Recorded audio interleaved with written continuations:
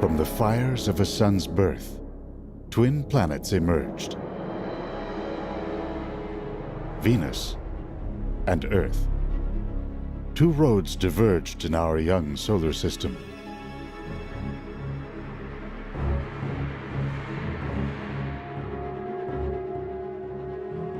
Nature draped one world in the greens and blues of life, while enveloping the other in acid clouds, high heat, and volcanic flows. Why did Venus take such a disastrous turn? And what light can Earth's sister planet shed on the search for other worlds like our own?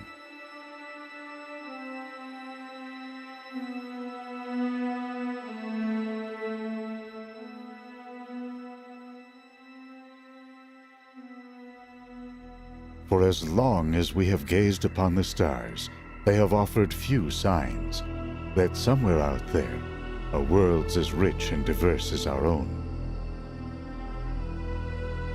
Recently, though, astronomers have found ways to see into the bright lights of nearby stars. They've been discovering planets at a rapid clip, using orbiting observatories like NASA's Kepler Space Telescope and an array of ground-based instruments. The count is almost 1,000 and rising. These alien worlds run the gamut, from great gas giants many times the size of our Jupiter, to rocky charred remnants that burned when their parent star exploded. Some have wild elliptical orbits, swinging far out into space, then diving into scorching stellar winds.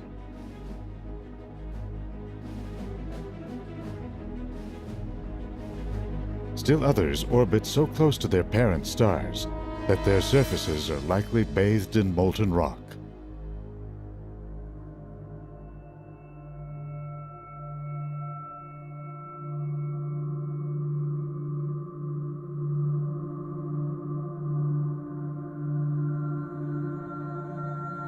Amid these hostile realms, a few bear tantalizing hints of water or ice, ingredients needed to nurture life as we know it.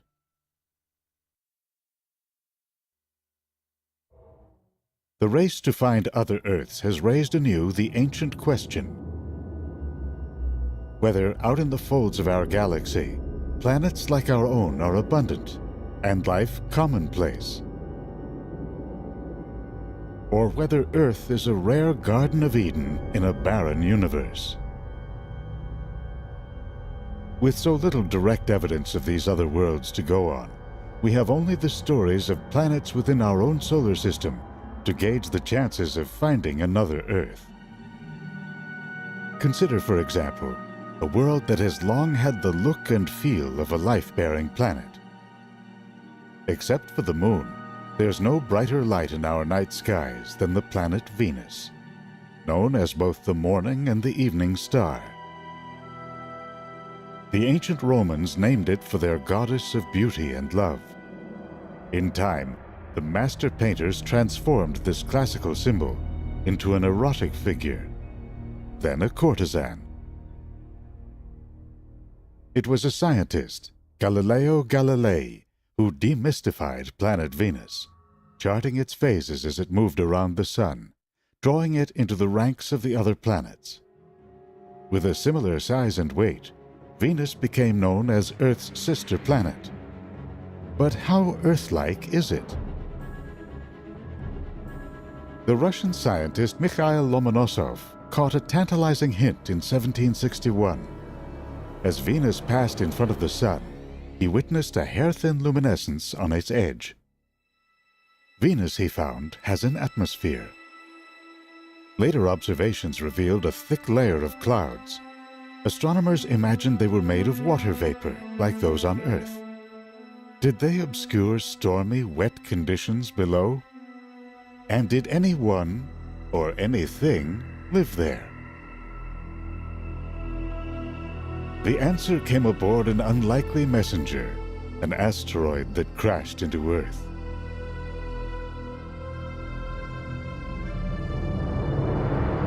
That is, according to the classic sci-fi adventure, the first spaceship on Venus. It was really a spaceship from another planet, which exploded in the air before landing. A mysterious computer disk is found among the rubble. Was offered access to the world's largest computer to try to decipher this strange language. With anticipation rising on Earth, an international crew sets off to find out who sent it and why.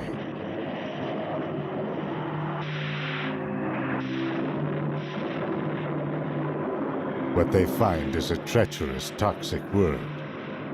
No wonder the Venusians want to switch planets.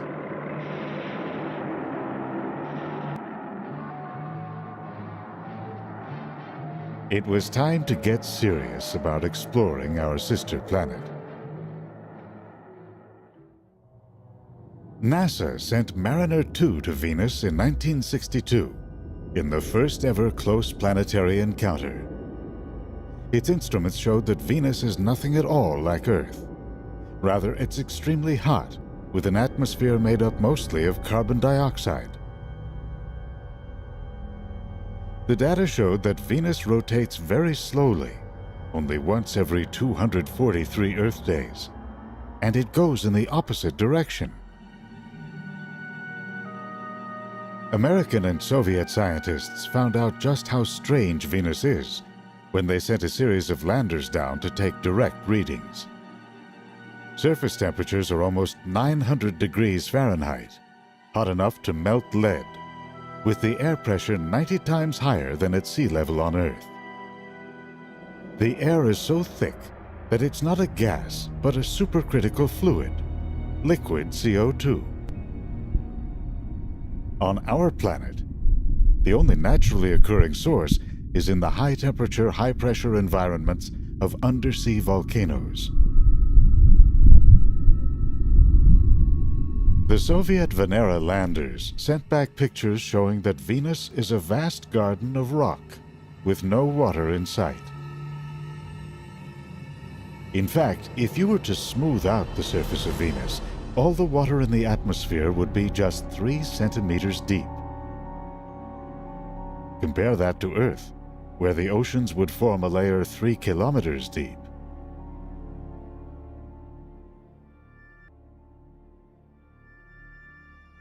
If you could land on Venus, you'd be treated to tranquil vistas and sunset skies painted in orange hues. The winds are light, only a few miles per hour, but the air is so thick that a breeze would knock you over. Look up and you'd see fast-moving clouds streaking around the planet at 300 kilometers per hour. These clouds form a dense high-altitude layer from 45 to 66 kilometers above the surface. The clouds are so dense and reflective that Venus absorbs much less solar energy than Earth, even though it's 30% closer to the Sun. These clouds curve around into a pair of immense planetary hurricanes as the air spirals down into the cooler polar regions. Along the equator, they rise in powerful storms, unleashing bolts of lightning. Just like Earth, these storms produce rain, only it's acid rain that evaporates before it hits the ground. At higher elevations, a fine mist forms, not of water, but of the rare metal tellurium and iron pyrites, known as fool's gold. It can form a metallic frost, like snowflakes in hell.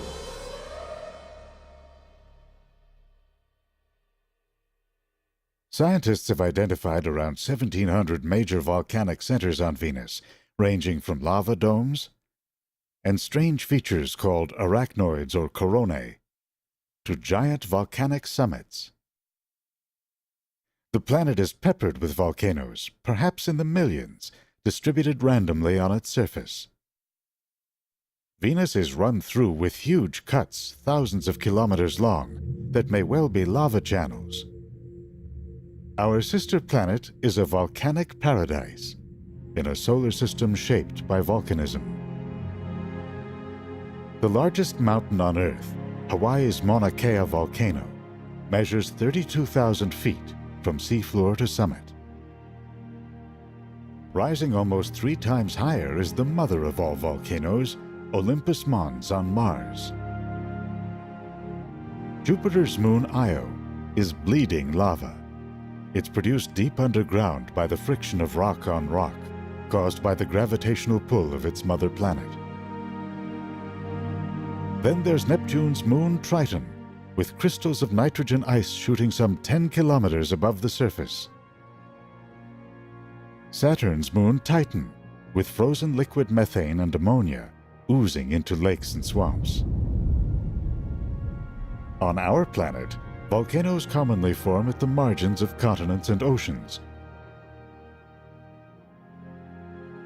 Here, the vast slabs of rock that underlie the oceans push beneath those that bear the continents. Deep underground, magma mixes with water, and the rising pressure forces it up in explosive eruptions. On Venus, the scene is very different. In the high-density atmosphere, volcanoes are more likely to ooze and splatter, sending rivers of lava flowing down onto the lowlands. They resemble volcanoes that form at hotspots like the Hawaiian Islands. There, plumes of magma rise up from deep within the Earth, releasing the pressure in a stream of eruptions.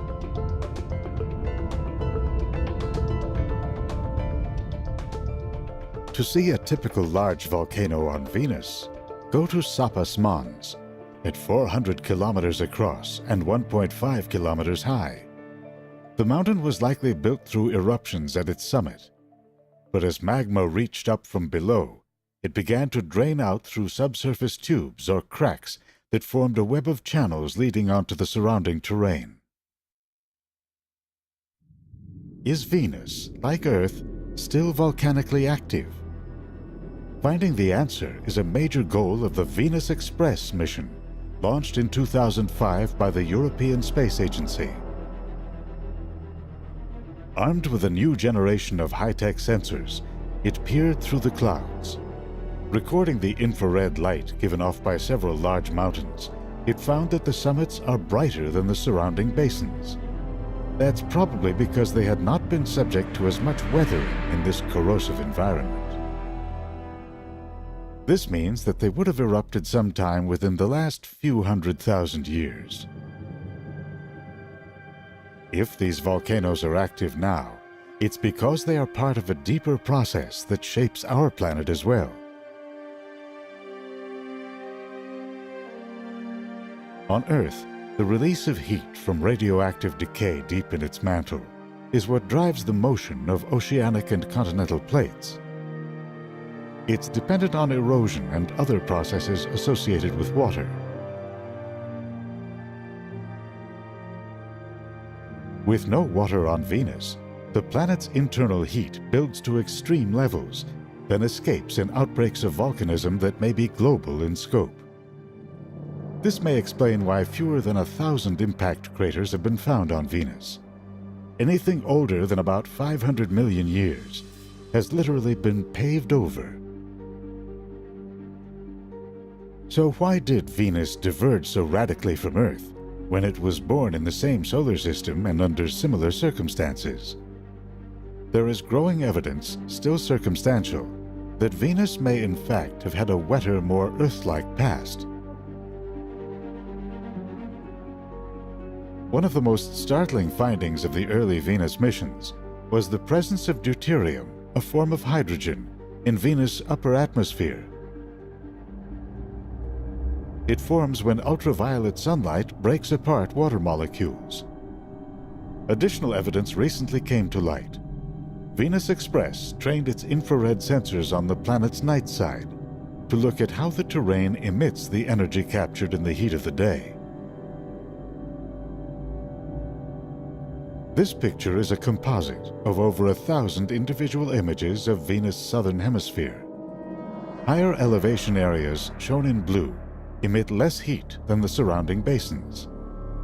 That supports a hypothesis that these areas are made not of lava, but of granite.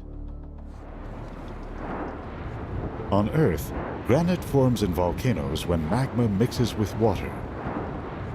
If there's granite on Venus, then there may well have been water.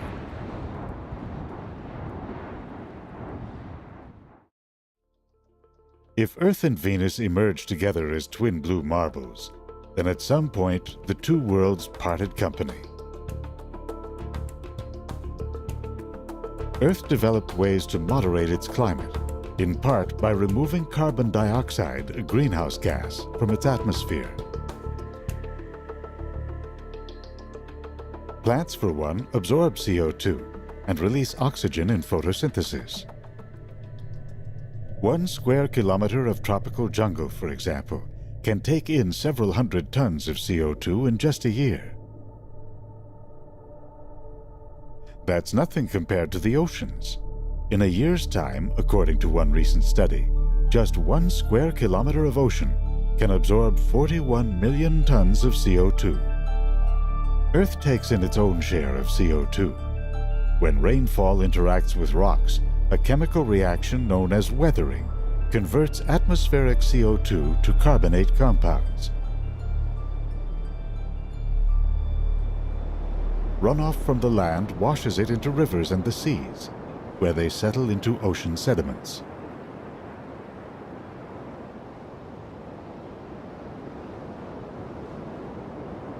With little water and no oceans, Venus has no good way to remove CO2 from its atmosphere.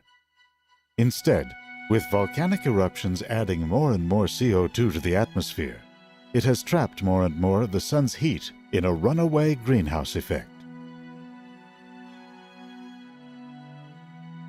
Venus is so hot that liquid water simply cannot survive on the surface. Nor, it seems, can it last in the upper atmosphere.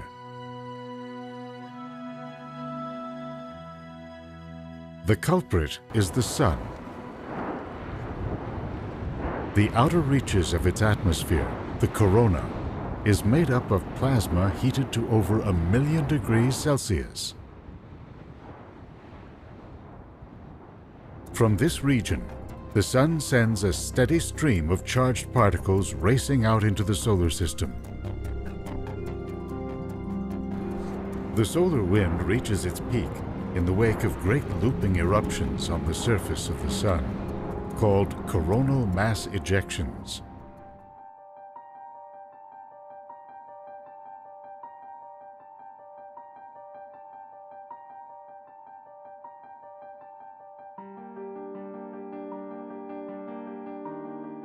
The blast wave sweeps by Venus.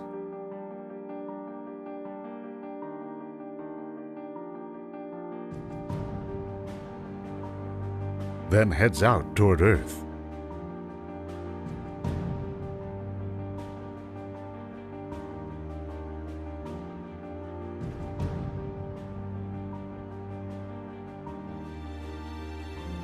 Our planet is fortified against the solar blast.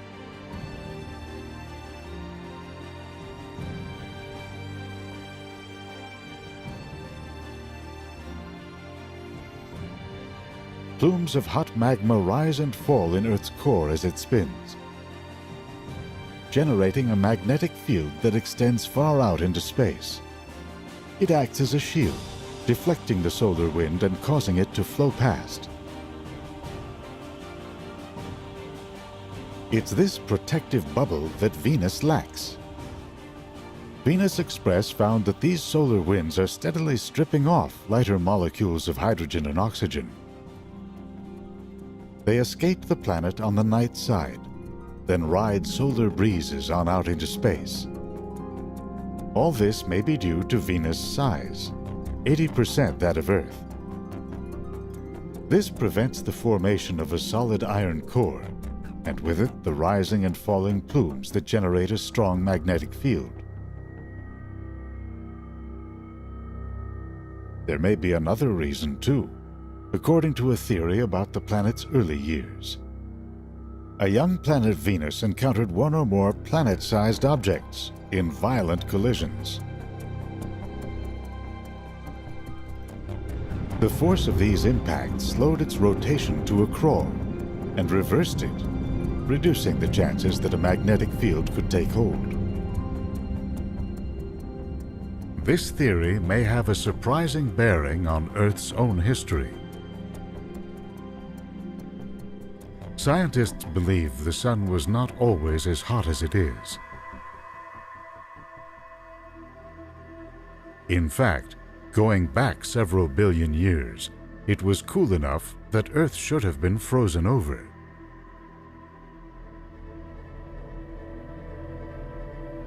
Because it was not, this is known as the faint young sun paradox.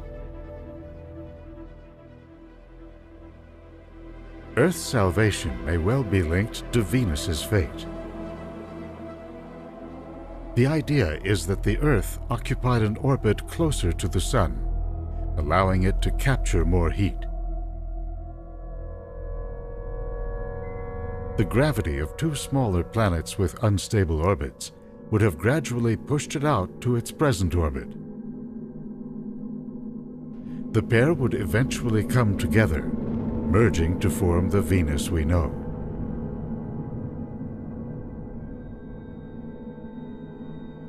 As dead as Venus is today, it has brought surprising dividends in the search for life. On its recent crossing between Earth and the Sun, astronomers were out in force, in remote locations where the viewing was optimal, such as the Svalbard Islands north of Norway. The data gathered here would be added to that collected by solar telescopes on the ground and in space.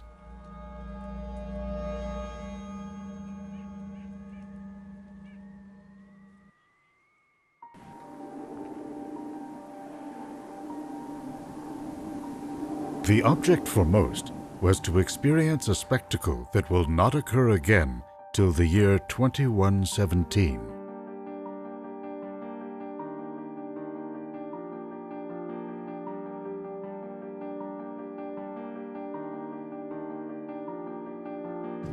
It was also to capture sunlight passing through Venus' atmosphere.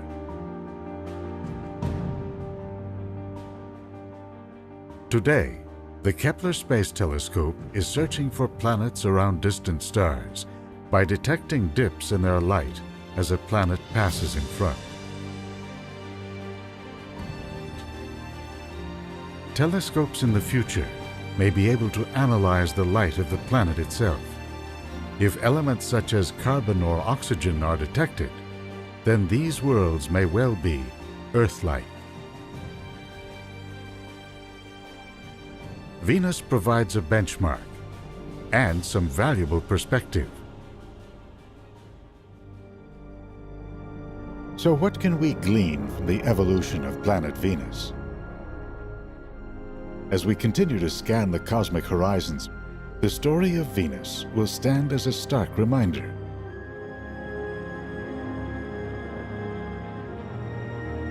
It takes more than just the right size, composition, and distance from the parent star for a planet to become truly Earth-like.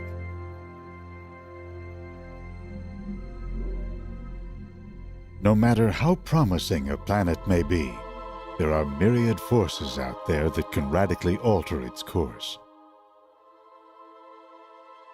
For here was a world, Venus, poised perhaps on the brink of a glorious future. But bad luck passed its way.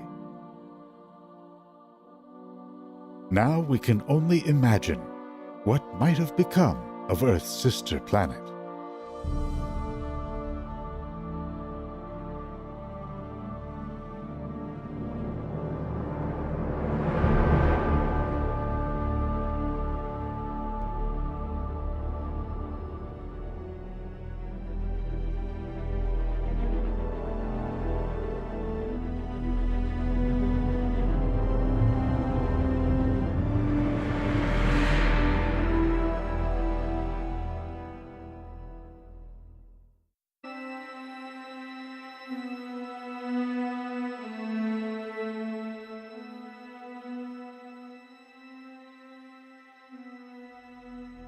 For as long as we have gazed upon the stars, they have offered few signs that somewhere out there are worlds as rich and diverse as our own.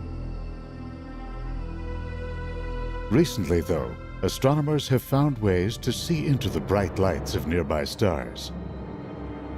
They've been discovering planets at a rapid clip, using orbiting observatories like NASA's Kepler Space Telescope and an array of ground-based instruments. The count is almost 1,000 and rising. These alien hints of water or ice, ingredients needed to nurture life as we know it.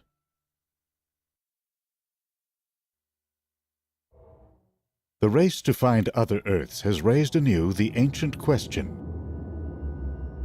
whether out in the folds of our galaxy, planets like our own are abundant and life commonplace, or whether Earth is a rare Garden of Eden in a barren universe. With so little direct evidence of these other worlds to go on, we have only the stories of planets within our own solar system to gauge the chances of finding another Earth. Consider, for example, a world that has long had the look and feel of a life-bearing planet. Except for the Moon, there's no bright. From the fires of a sun's birth, twin planets emerged: Venus and Earth. Two roads diverged in our young solar system.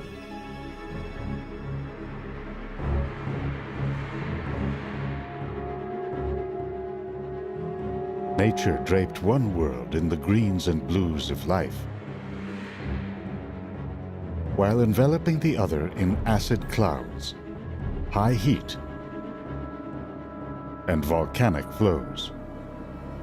Why did Venus take such a disastrous turn?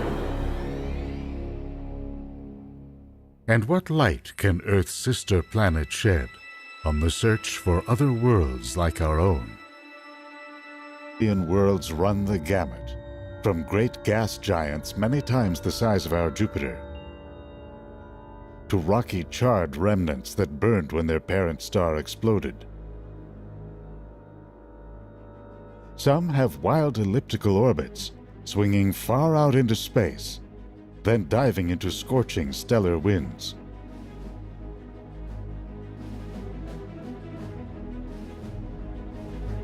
Still others orbit so close to their parent stars that their surfaces are likely bathed in molten rock.